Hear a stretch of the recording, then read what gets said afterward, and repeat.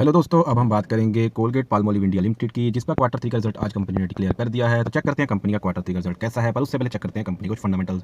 अगर बात करें दोस्तों मार्केट कैप की, तो कंपनी का मार्केट कैप है 68,981 करोड़, जो कि एक लार्ज कैप कंपनी है। इसके बाद बात करें दोस्तों कंपनी की पीई रेशो की, प्राइस टू अर्निंग रेशो की, वो है 54.1। तो देखने में कंपनी की वैल्यूएशन लगती है काफी ज्यादा, पर फिर भी चेक करेंगे इसके पीएस के साथ कंपेरिजन में कि कंपनी की वैल्यूएशन कहां स्टैंड करती है। उसके बाद बात करें दोस्तों आरओसीई की, रिटर्न ऑन कैपिटल एम्प्लॉयड, वो है 79.1%, जो कि बहुत ज्यादा ही शानदार और आउटस्टैंडिंग आरओसीई है। उसके बाद बात करें आरओआईसी की, रिटर्न ऑन इन्वेस्टेड कैपिटल, वो भी है 79.2%, जो कि बहुत ही शानदार और जबरदस्त आरओआईसी यहां पर देखने को मिल रही है। उसके बाद बात करें दोस्तों प्रमोटर होल्डिंग की, तो प्रमोटर होल्डिंग है दोस्तों 51%, जो कि एक अच्छी प्रमोटर होल्डिंग है। उसके बाद बात करें दोस्तों डेट टू इक्विटी की, तो डेट टू इक्विटी है दोस्तों 0.04, तो कंपनी के ऊपर बिल्कुल ना के बराबर डेट है, जो कि कंपनी के लिए अच्छी बात है। ओवरऑल अगर फंडामेंटल्स की बात करूं तो फंडामेंटल दोस्तों बहुत ही शानदार, जबरदस्त और आउटस्टैंडिंग है। उसके बाद दोस्तों चलते हैं कंपनी की वैल्यूएशन पर और चेक करते हैं कंपनी की वैल्यूएशन उसी के सेक्टर की अदर टॉप कंपनीज के साथ। अगर बात करें दोस्तों हिंदुस्तान यूनिलीवर, उसकी पीई रेशियो 56.25, प्रॉक्टर और गैम्बल हाइजीन की है दोस्तों 76.35, जिलेट इंडिया की 59.70, वहीं कोलगेट पाल्मोलिव की है 54.08। अगर बात करें अपने सेक्टर की पीएस कंपनीज के साथ कंपेरिजन में, तो सबसे अच्छी वैल्यूएशन पर इस टाइम कोलगेट पाल्मोलिव इंडिया ही ट्रेड कर रही है।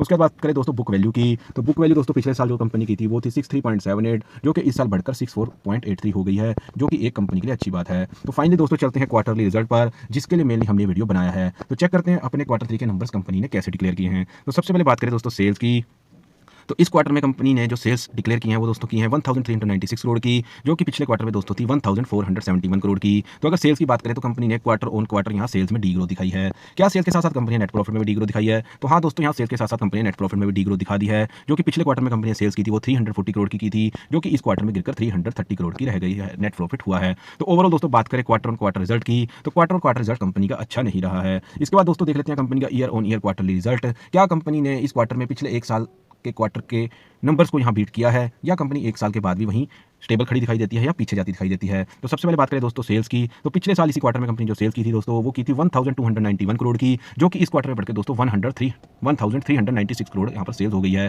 तो दोस्तों क्वार्टर ऑन क्वार्टर बेशक सेल्स में यहाँ डी ग्रोथ आई है, पर year on year quarterly sales में यहाँ कंपनी ने ग्रोथ दिखाई है। उसके बाद बात करें दोस्तों नेट प्रॉफिट की, तो नेट प्रॉफिट भी दोस्तों यहाँ पर ईयर ऑन ईयर क्वार्टरली बढ़ गया है, जो कि 243 करोड़ से बढ़कर 330 करोड़ यहाँ पर हो गया है। हालांकि क्वार्टर ऑन क्वार्टर में नेट प्रॉफिट में ग्रोथ कंपनी नहीं दिखा पाई, पर year on year quarterly net profit में कंपनी ने ग्रोथ दिखाई है। तो ओवरऑल बात करें इस क्वार्टर थ्री के रिजल्ट की, जो नंबर्स यहाँ पर कंपनी ने पेश किए हैं वो एक एवरेज रिजल्ट हम कह सकते हैं। हालांकि कंपनी ईयर ऑन ईयर यहाँ पर ग्रोथ करती दिखाई दे रही है, पर क्वार्टर ऑन क्वार्टर कंपनी कहीं ना कहीं थोड़ा सा पीछे रह रही है। पर फिर भी हम इसको बुरा रिजल्ट नहीं कह सकते, क्योंकि ईयर ऑन ईयर ग्रोथ करना एक ज़्यादा ही टफ होता है, और क्वार्टर ऑन क्वार्टर कई बार सीजनल दिक्कतें कई बार सामने आ जाती हैं। तो ओवरऑल दोस्तों इस रिजल्ट की अगर बात करें तो एक एवरेज रिजल्ट कंपनी ने यहाँ पर पेश किया है, जो कि एक बुरा रिजल्ट नहीं है, पर एक बहुत ज़्यादा आउटस्टैंडिंग रिजल्ट भी इसको नहीं कह सकते। उसके बाद दोस्तों चलते हैं कैश फ्लो पर। अगर बात करें दोस्तों कैश फ्लो ऑपरेटिंग एक्टिविटी की, तो कंपनी का कैश फ्लो हमेशा ही पॉजिटिव रहा है, जो कि कंपनी के लिए एक अच्छी बात है। उसका दोस्तों चलते हैं कंपनी के प्रमोटर होल्डिंग पर। तो प्रमोटर होल्डिंग दोस्तों इस क्वार्टर के अंदर जो बनी हुई है वो 51% बनी हुई है।